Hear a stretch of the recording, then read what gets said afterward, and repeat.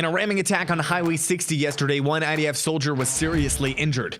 The Islamic Jihad terrorist organization is threatening to assassinate Itamar Ben-Gvir. A breakthrough in the negotiations between the Likud and Religious Zionism parties, and a man miraculously survived the bus bombing last week by simply carrying a book of Psalms. I'm Justin, and this is the Israel Guys.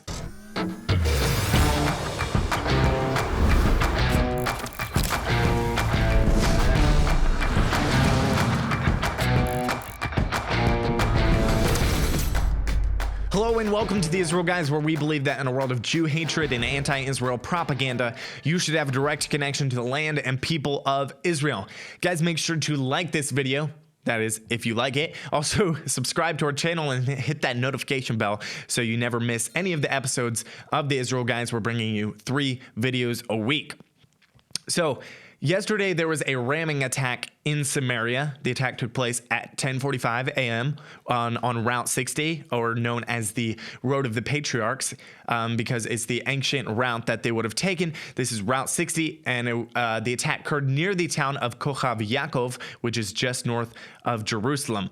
So a terrorist was in a car, and he ran down a female soldier who was roughly 20 years of age. First responders treated her at the scene and then evacuated her to the hospital, and as of now, she's in serious condition. MDA paramedic Shmulik David said, quote, "We arrived quickly at the scene. The patient was lying on the road by the traffic circle, suffering from injuries to her head and upper body. We were told that a vehicle hit her and escaped. We moved her quickly to the ambulance while providing life-saving treatment, stopping the bleeding and providing pain relief, and then transferred her to a mobile intensive care unit that is conveying her to the hospital in severe but stable condition." Thank God the terrorist was shot and neutralized by security forces by quick-thinking police officers who arrived on the scene. We're going to talk about that in just a minute. But the United Hatzalah volunteer EMT, Erez Shalom, who's the first responder at the scene, he said, quote, "I was filling up my car at the gas station nearby when I saw the car that, shortly afterwards, perpetrated the ramming in line behind me. At some point, the driver decided not to go into the gas station, pulled out, and drove into a woman standing nearby. He then drove away from the scene." So the police sergeant majors, David Yoel and Menashe Naftali, they were the two who took out the terrorist, eliminated him. They described the pursuit of the terrorist. They said, quote, "We noticed a vehicle driving wildly, and at the same time we were hearing reports about an attack. We realized that it was the terrorist vehicle. We spread out and stopped the vehicle and fired at him, and he continued to escape towards Givat Asaf. We drove after him. He was endangering the other drivers on the road, and in the area of the checkpoint, we approached him." So apparently this terrorist, before he had a work permit to work outside of Israel, and he had been employed at a Rami Levy store in Binyamin about a month before. He was also armed with a knife at the time. So during this pursuit, Sergeant Major Naftali, he actually leaned out of the police car while they were driving down the road. He fired at the terrorist vehicle, which caused the vehicle to crash into the guardrail. Then they jumped out of the car, smashed the windows of the car to make sure the terrorist was neutralized. Police Commissioner Yaakov Shabtai praised the officers for their quick response to the ramming. He said, quote, "You performed excellently. Your initial identification of a suspicious vehicle before you even knew about the incident, followed by your linking it to the incident with the result of a dead terrorist. That's what I want to see." Guys, right now, the nation of Israel is going through a rough time, through a wave of terror. This year, there have been 31 Jews killed just from terrorism. The nation of Israel needs your prayers more than ever right now, so continue to pray for the people in the nation of Israel. So, moving along, the Islamic Jihad terrorist organization, they threatened to assassinate Itamar Ben-Gvir. So, he's the head of the Otzma Yehudit party, which will be in the next government. They just signed an agreement with Likud on Friday. They reached an agreement together. So, the spokesperson for the Islamic Jihad terrorist organization in Judea and Samaria, he warned that Ben-Gvir's fate would be the same as Rehavim Ze'evi. So Ze'evi, who is serving as Israel's tourism ministry at the time in 2001, was assassinated by terrorists from the Popular Front for the Liberation of Palestine in October of 2001. So the spokesman is warning that Ben-Gvir's fate will be the same as this person. He claimed that Ben-Gvir's appointment as senior minister in the incoming Israeli government will only, quote, hasten the disappearance of the occupation. Ben-Gvir responded to this statement. He said, quote, "The threats of the Islamic Jihad terrorist organization will not deter me. We are determined to restore security to the residents of the state of Israel. The time has come to form a fully right-wing government so that we can crush Islamic Jihad." Guys, we're going to talk about how the Palestinian Authority is actually doing their job for once. But first, let me tell you about our pruning trips that are coming up very soon. So we have 2 pruning trips. They start on January 25th. We have an 8-week trip and a 2-week trip. But these trips are a great time to come to Israel, to experience the biblical heartland of Israel, to help the small independent farmers of Israel, of Judea and Samaria, to help them prune their vines, also with other projects, to see the sites in Judea and Samaria, also to fellowship and connect with like-minded believers. This is a men's-only trip that starts on January 25th. You can go to serveisrael.com or click the link in the description below to sign up for one of these trips. But right now, we're going to play a video of former volunteers that pruned with us before, sharing about what their experiences were like. What impressed me mostly was the fellowship with the older guys here. A lot of people really having a heart for the Lord. This was an opportunity through Hayuvel to really put my hands and feet on the land and to walk in the same footsteps as Yeshua. And when I came here, I got more than I bargained for. Arrived here at Hayuvel, and we woke up the next morning and got into some pruning. And God was really just speaking to my heart on the areas of life that I need pruned. And started reading John 15. It was absolutely incredible, rocked my world. You know, the fact of being in the land and what you see, God's land. You know, it's a unique place, and it's a unique time. But to be here working with other godly men and doing something for the people of Israel in a small little way, which means a lot to them, is just a great opportunity. I learned how to fellowship with a lot of men more mature than me. I learned a lot of things from men that are younger than me. And it's hard work, but it's rewarding work. Totally changed my life forever being here.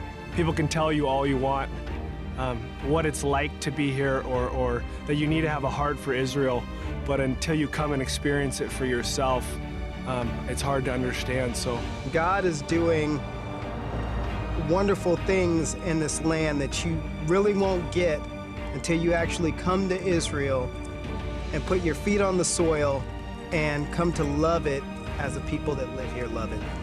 So I'm just so grateful to Hayuvel to be a part of this. Look forward to coming back, and encourage anyone that's interested to make the trip. just want to really encourage people to ask God to give them a heart, or see if the Lord's calling you to come be a part of this, because it will change your life forever. And if you would really like to come and be part of prophecy, I would recommend joining Hayuvel for an experience out of this world. So for once, the Palestinian Authority is actually doing their job. So they did a counterterrorism operation in Jenin the other day, and they seized a bunch of explosive devices that were intended to be used in attacks against Israelis. They also arrested 2 jihadists who planned a series of attacks. Also, the forces seized explosive devices, 6 pipe bombs, and a large number of explosives. According to a Rich Sheva, the equipment was seized in Islamic Jihad explosive laboratories located in the vicinity of the cities of Jenin and Tubas. I think the Palestinian Authority right now is a little bit scared, because last week there were 2 major bombing attacks in which 2 Israeli Jews were killed. I think the Palestinian Authority is a little bit scared that if there's more attacks happening right now, that Israel will retaliate. So they want to keep the terrorism on a little bit of a lesser level, and they don't want these different organizations to go overboard with their terrorism, because they know that Israel will respond with strength and that they will retaliate. Moving along, The other day, during an IDF activity to distribute demolition orders about illegal construction in the town of Al-Mukhayyar in Samaria, dozens of Palestinian Arabs hurled rocks at the soldiers. So every day there's tons of illegal construction building happening from the Arabs. They're building in their own areas, in Area A and Area B under the Oslo Accords, but they're also building illegally in Area C, which is allotted for the Jewish people. They're building a lot, and they say there's 15 illegal housing going up every single week. So the IDF was going to distribute demolition orders about this illegal construction that is going on, and Palestinian Arabs hurled rocks at them while they were doing this. An Arab was also spotted hurling Molotov cocktails at the soldiers, who responded with live fire towards him. As a result of the rocks hurling, an IDF soldier was lightly injured and evacuated to a hospital for medical treatment. So an agreement has been reached finally between the Likud and Religious Zionist parties. So Benjamin Netanyahu, who is the head of the Likud, the prime minister designate, met with the Religious Zionist party chief Bezalel Smotrich late Tuesday, last night, and early this morning, trying to come to an agreement about who will receive the different ministerial positions. This is basically what has been holding back Netanyahu from forming a coalition, just who will receive the different ministerial positions. They apparently met for 6 hours, and it was reported that thankfully a lot of progress was made, which is great news. Officials from Religious Zionism said that most of the outstanding issues were resolved during the meeting, and only minor details left to be resolved before the signing of a coalition agreement, which could actually potentially take place as early as today. This breakthrough was achieved after the two sides reached an agreement over Bezalel Smotrich's main demand, that the demand being that he would be appointed either defense minister or finance minister. So, according to these agreements that they reached in the meeting, Likud would have the defense ministry, and Bezalel Smotrich, along with Aryeh Deri, who is the leader of the Shas party, they would split the finance ministry between them during the course of the new government's term. Smotrich would also be appointed to the Immigration and Absorption Ministry and Settlement Affairs Minister. So once the Likud secures the support of Religious Zionism, it'll also need to conclude talks with the Shas and United Torah Judaism parties. They concluded their talks with Otzma Yehudit on Friday. They signed an agreement with them, which is great, but they need to conclude talks with Religious Zionism and then with Shas and also United Torah Judaism before they can present a new government to President Isaac Herzog. Since Netanyahu only has 11 days left to form a government, it's reported that he intends to ask President Herzog for an extension of 14 days, which he might need to. Guys, what is a cool story that I saw? The last person who was wounded in the double bombing in Jerusalem last Wednesday, he was released from the hospital yesterday. But that's not the cool part. So the 62-year-old patient, he was seriously wounded in the bombing. He's in good condition now after being released to his home from Shaare Zedek Medical Center.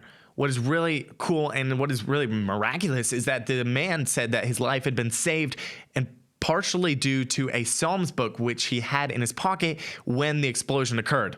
So he was injured by the blast and several fragments of shrapnel from the bomb, but he later discovered that one potentially lethal fragment had penetrated the rear cover of the book of Psalms he was carrying, so it possibly could have saved his life. The fragment made its way all the way through the pages of the book before coming to a full stop at chapter 124, verse 7. And what does that say? It says, "Our soul has escaped as a bird from the snare of the fowlers. The snare is broken, and we have escaped." Thank God that he was carrying this book of Psalms on him when this happened, and that it's a miracle that he survived this bus bombing. Guys, continue to pray for the people of Israel. They need your prayers more than ever right now. Make sure to check out our volunteer opportunities coming to Pruning 2023. Go to serveisrael.com or click the link in the description below. Let us know what you think in the comments below. Tune out the fake news and tune into what is actually happening in the land of Israel. We'll be back every Monday, Wednesday, and Friday with your direct connection to the land and people of Israel.